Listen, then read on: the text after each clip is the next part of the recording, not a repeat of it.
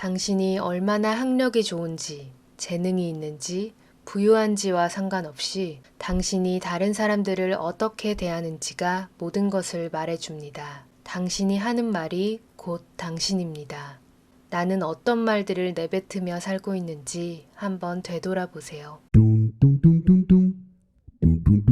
안녕하세요, 로미입니다. 말투 하나 바꿨을 뿐인데 정말 많은 게 바뀌었다는 영상과 책들 접해본 적 있으시죠? 저는 그걸 직접 겪었던 당사자이다 보니까 저의 경험담과 제가 생각하는 부드러운 말들, 특히 회사원분들을 위해서 적용하실 만한 사례들을 말씀드리려고 합니다. 예전에 제가 정말 날카로운 말투였어요. 넌 참 똑부러진다 이런 이야기를 듣고, 특히 회사 생활하는 데 있어서도 참 회사원에 안 맞는다라는 생각을 스스로 많이 했었거든요. 그런데 굉장히 많이 공부하고 성찰하고 훈련을 하다 보니까 회사 생활 10년 차인 지금은 나름 말투에 대해서는 좋은 피드백을 듣고 있습니다. 제 입으로 말하기는 그렇지만 비포 애프터가 다르니까. 예전에는 선배들이 저보고 너는 모난 돌에 정 맞는다는 얘기 들어봤어? 너는 좀 더 가다듬어야 될 필요가 있어. 너는 말을 그렇게 하면 안 되지. 이런 이야기를 들었었는데, 요즘에 회사원들에게 듣는 이야기는 선배는 상사들 진짜 잘 맞춰주시네요.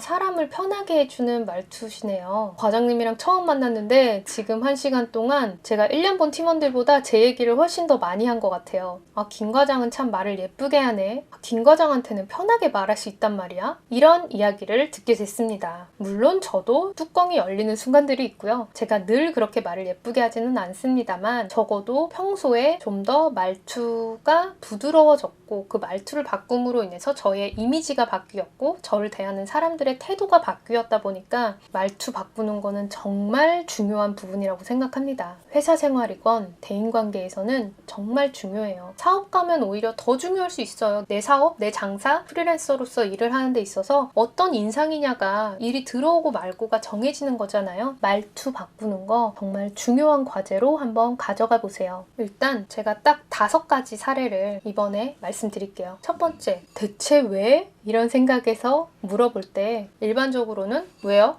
이건 왜요? 이렇게 물어보면 상사 입장에서는 약간 불만 있나? 내 말이 이상했나? 이렇게 생각할 수 있는데, 이제 이거를 더 부드럽게 네 알겠습니다. 그런데 혹시 어쩌다 그런 지시가 내려왔는지 알 수 있을까요? 이런 식으로 좀 더 부드럽게 말을 풀어가 보세요. 왜 이렇게 됐는지 알 수 있을까요? 그런데 어쩌다가 왜 이렇게 된 거죠? 왜 이렇게 해야 되는지 혹시 배경 설명을 해주실 수 있나요? 이런 식으로 더 부드럽게 풀어나가 보세요. 두 번째는 싫은데요? 하기 싫은데 좀 그런데요? 이건 좀 그런 것 같습니다. 이런 말투보다는 말씀해주신 상황 충분히 이해가 갑니다. 그런데 제가 지금 이런 사정이 있어서 하기가 좀 어려울 것 같습니다. 이렇게 일단 경청을 한 뒤에 나의 상황을 충분히 전달하고 어렵다는 걸 돌려서 말해야 되는 거죠. 그거 하기 싫어요. 그거 못해요. 이런 식의 표현보다는 상황은 충분히 이해가 가지만 제가 정말 할 수가 없는 상황입니다. 라고 부드러운 말투로 우회적으로 동시에 명확하게 의견을 전달해야 한다는 거죠. 세 번째, 굳이 그렇게 해야 되나요? 이런 말투보다는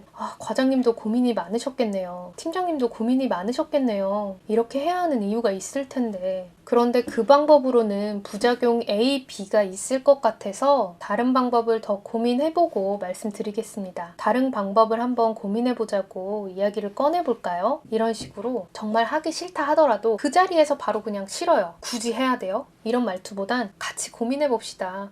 이거 이런 부작용이 있을 텐데요. 최대한 방법을 찾아보겠습니다. 이런 말투가 훨씬 대화하기 좋다는 거죠. 네 번째는 이렇게 하면 문제가 많죠. 문제가 생기죠. 이런 식의 피드백보다는 정말 어려운 상황이네요. 이게 아시다시피 단점도 많잖아요. 대안이 없을지 정말 답답하시겠어요. 이렇게 공감하고 그 상황을 이해해주고 그 사람을 존중해주고 이런 식의 말투가 필요합니다. 문제가 많죠 라는 거 상대방이 모르고 말했을 수도 있지만 대부분은 문제 많다는 거 알지만 해야 되니까 하는 거잖아요. 그런 상황에서는 일단 공감, 그리고 위로, 그리고 같이 해보자, 정말 답답하겠다 라는 등의 표현을 하시면 더 발전적으로 대화할 수 있겠죠? 5번째, 후배에게 혹은 동년배에서 이야기를 하는 상황에서 싫어. 그건 좀 아니야. 이런 대답보다는 너가 왜 그렇게 말했는지 내가 잘 이해했나 한번 들어볼래? 라고 물어보고 너는 A 때문에 일을 하고 싶다고 한 거 맞지? 근데 나는 지금 B 때문에 일을 하기가 너무 힘든 컨디션이야. 너무 힘든 상황이야. 다음에 해도 괜찮을까? 일단 이번에는 좀 양보를 해줄래? 이런 식으로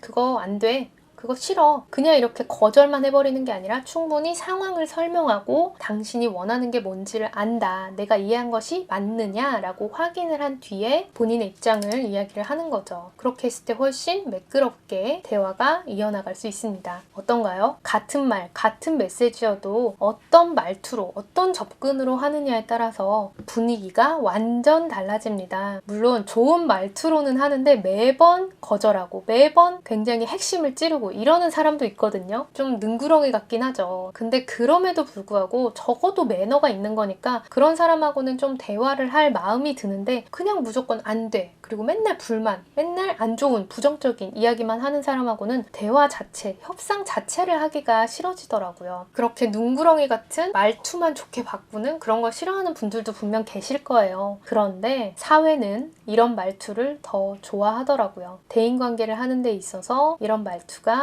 필요하더라고요. 물론 제가 샘플을 제 생각에서 말씀드린 것 뿐이지 이게 정답도 아니고요. 저도 물론 이런 식으로만 늘 대답하는 건 아닙니다. 다만 최대한 부드러운 말투로 하는 거는 TPO, Time, Place, Occasion에 맞는 옷을 입는 것만큼이나 그리고 로마에 가면 로마법을 따르는 것만큼이나 중요하고 큰 영향을 미치는 것 같습니다. 말투 하나 바꿨을 뿐인데 사실 그 말투 하나는 하나가 아니라 상황별 말투를 학습하고 연습하고 훈련하고 내 것으로 만드는 노력이 필요하니까 영어, 외국어 배운다고 생각하고 부드러운 말투를 체화하는 데에 신경을 쓰시고 노력을 들여보시면 분명 나의 이미지도 바꾸실 수 있고 사람들 사이에서의 관계도 훨씬 더 좋게 만드실 수 있으실 거예요. 관련해서 더 다른 영상들도 궁금하시면 제 채널 구독 부탁드리고요. 더 보고 싶으신 영상 주제 댓글로 남겨주시면 참고해서 다음 영상 또 올려드리도록 하겠습니다. 시청해주셔서 감사합니다.